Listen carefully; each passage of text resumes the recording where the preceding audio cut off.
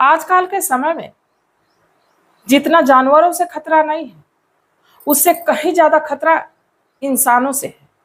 क्योंकि इंसानों के भीतर का जब जानवर जागता है, हैवान जागता है, तो सारी हदें पार कर देता है। उसे ये नहीं समझ में आता है कि जो वो कर रहा है क्या वो सही है या गलत है। वो सारी मान मर्यादाओं को तोड़ देता है।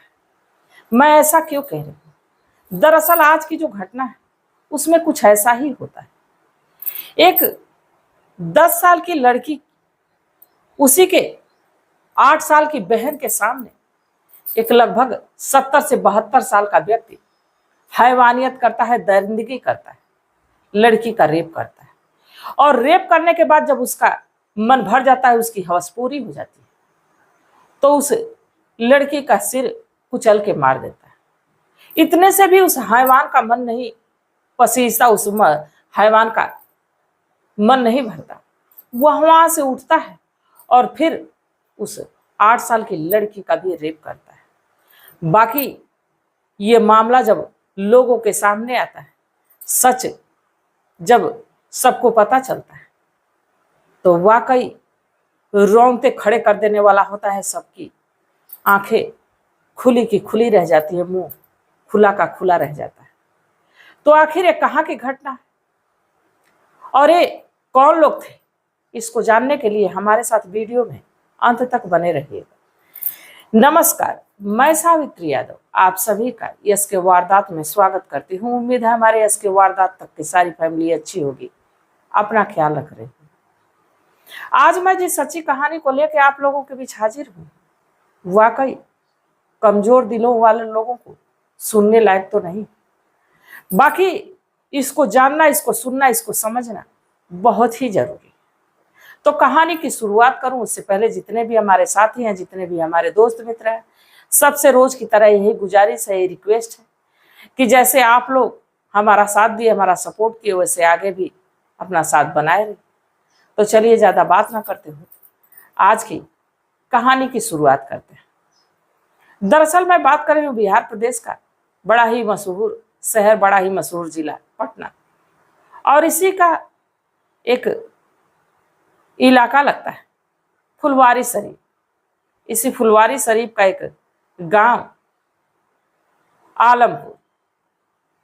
इसी आलमपुर में 9 जनवरी की शाम को हड़कंप मच जाता है। दरअसल शाम के तकरीबन 5 बज रहे होते हैं। 2 लड़कियां अपने घर से निकलती हैं।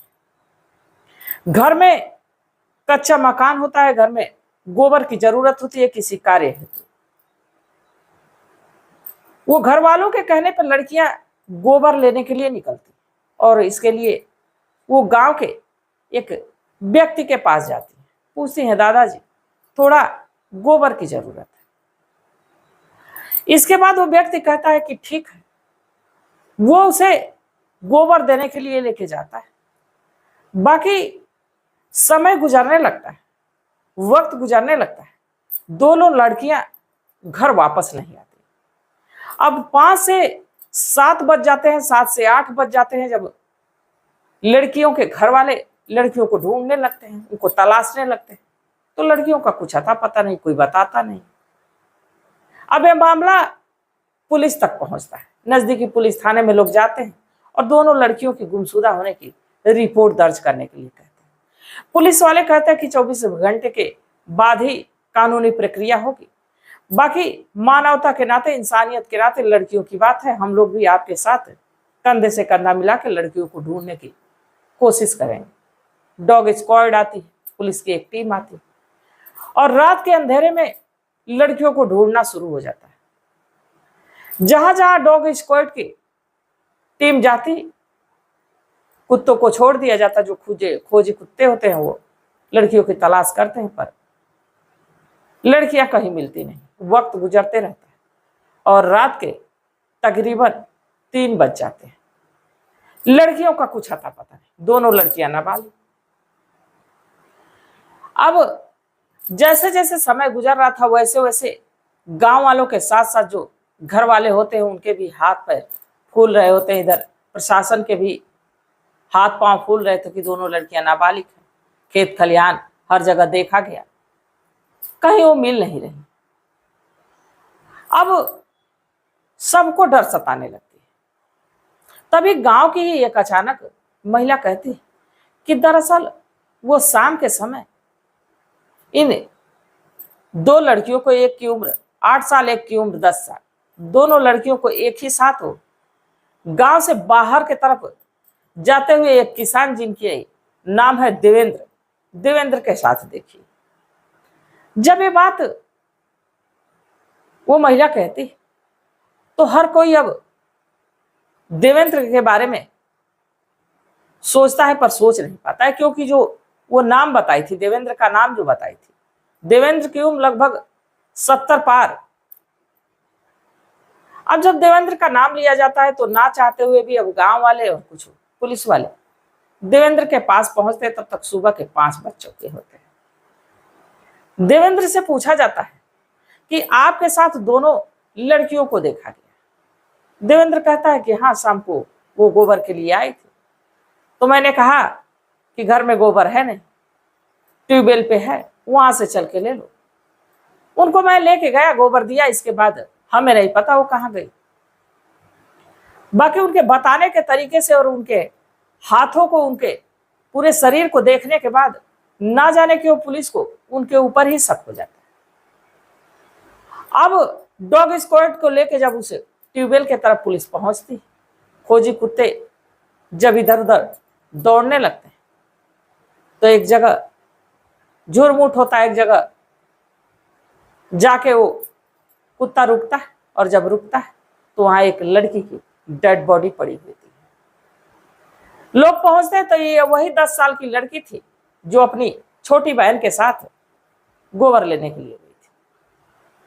अब यहाँ देवेंद्र से जब पूछा जाता है, उसके ट्यूबवेल के कुछ दूर पे ही मिलती है डेड बॉडी, तो थोड़ी देर में देवेंद्र टूटता है, और जब टूटता है तो अपने गुनाह को कबूलता है। दरअसल वो बताता है कि जब उसके पास वो 8 साल की लड़की आई थी गोबर लेने के लिए कि दादाजी मुझे गोबर चाहिए, तभी उसकी नीयत खराब हो चुकी थी और वो मोबाइल फोन पे कुछ अश्लील वीडियो देखता है।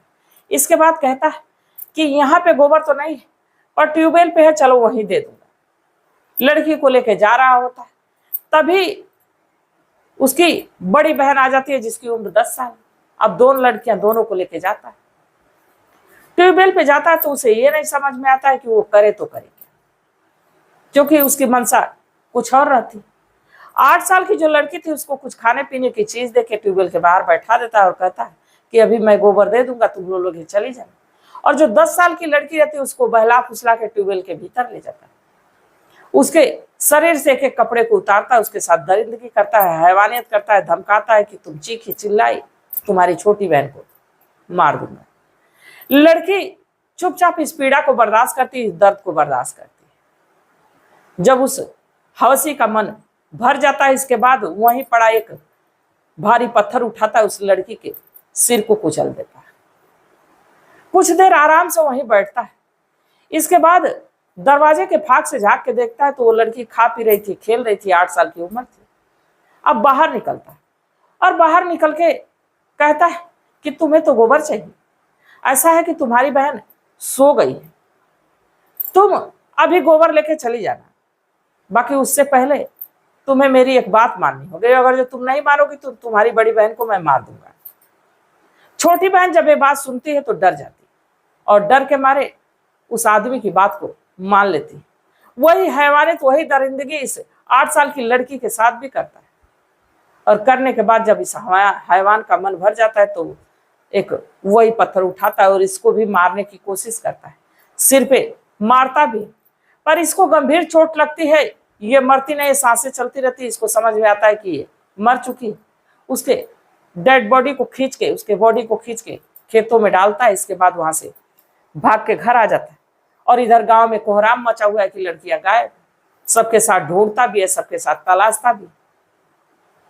जब इसका सच सामने आता है तो पुलिस वाले ना सिर्फ इसे गिरफ्तार करते हैं, अगले दिन जिला अदालत पेश करके इसको जेल के भीतर भी डाल देते हैं। अब कानून तय करेगा कि इसको कौन सी सजा मिलेगी, पर इसकी उम्र तो पहले से ही 70 से 72 साल है, इसको कौन सी सजा। और जो वो दूसरी लड़की जिसकी उम्र 8 साल थी, उसको पटना के मेडिकल कॉलेज में भर्ती कराया जाता है, जहाँ की कुछ दिन इलाज चलता है, इसके बाद उसकी भी मौत हो जाती है। तो यहाँ तो 2 लड़कियों की पूरी तरह से जिंदगी तबाह हो गई, बर्बाद हो गई, इस दुनिया को छोड़ के चली गई। बाकी से हैवान का क्या। तो ऐसे ऐसे खूंखार हैवान हमारे ही बीच रहते हैं, हमारे बीच घूमते हैं, और हम समझ नहीं पाते हैं, जान नहीं पाते हैं। और अक्सर जब रेप होता है तो कोई अपना जानने वाला ही होता है, कोई नजदीकी ही होता है। तो इस पे आप लोगों की क्या सलाह, आप लोगों की क्या राय, कमेंट सेक्शन में जरूर बताइएगा। और इस घटना को सुनाने का मेरा उद्देश्य नहीं था कि किसी की भावनाओं को ठेस पहुंचाया जाए, किसी को आहत किया जाए, बल्कि बस इसलिए कि लोगों को जागरूक किया जाए, लोगों को सचेत किया जाए। तो तब तक आप लोग अपना ख्याल रखिए, अपने परिवार का ख्याल रखिए, बाल बच्चों का ख्याल रखिए। मिलते हैं कल एक नई वीडियो के साथ, तब तक के लिए जय हिंद, जय भारत।